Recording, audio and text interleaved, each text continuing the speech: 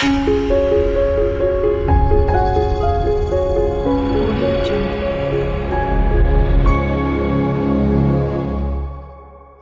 students, welcome to my channel. இன்னைக்கு நம்ம 12th Maths Chapter 6 Exercise 6.4ல first sum பார்க்க போகிறோம். Find a non-parametric form of vector equation and Cartesian equation of straight line passing through a point 4i cap plus 3j cap minus 7k cap all perpendicular to the vector 2i minus 6j plus 7k அப்படின்னு கொடுத்துருக்காங்க. இப்போ இதில் பார்த்தீங்கன்னா 3 type of equations இருக்கும்.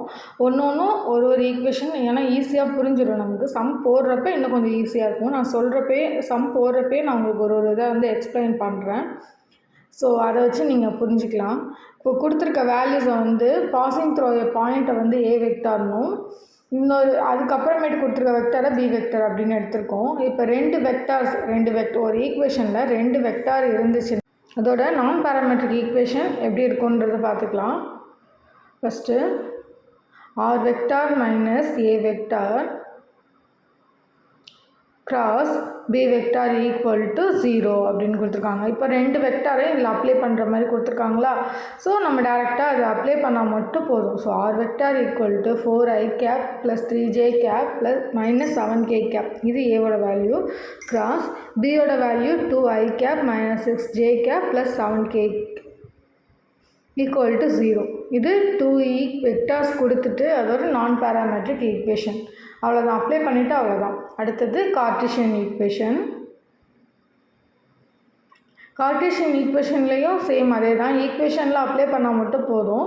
இதில் வந்து Cartesian ஈக்குவேஷனில் என்ன நம்ம ஞாபகம் வச்சுக்கணுன்னா, ஏவோட வேல்யூ எப்போதுமே வந்து x1 y1 z1 அப்படி தான் இருக்குதும்.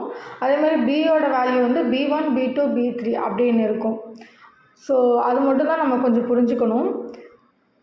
So Cartesian equation x minus x1 divided by b1 equal to y minus y1 divided by b2 equal to z minus z1 divided by b3. இப்போ x1 y1 z1 என்னன்னு சொன்னால் ஏயோட வேல்யூன்னு சொன்னேன்னா, so b1 b2 b3 பியோட value. அப்போது x1 y1 z1 இதோட value எழுதிக்கலாம். x1 y1 z1 equal to ஏவோட values எல்லாம் எழுதிக்கலாம். 4, 3, 7.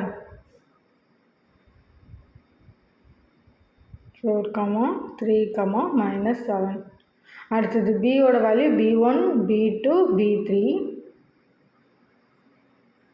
அதோட வேல்யூ 2, minus 6, 7. ஸோ இந்த 2 வேல்யூமே இதில் அப்ளை பண்ணிக்கலாம். X required equation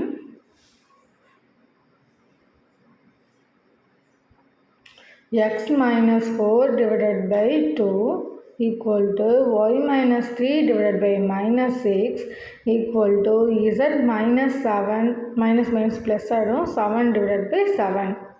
So, thanks for watching. Thank you.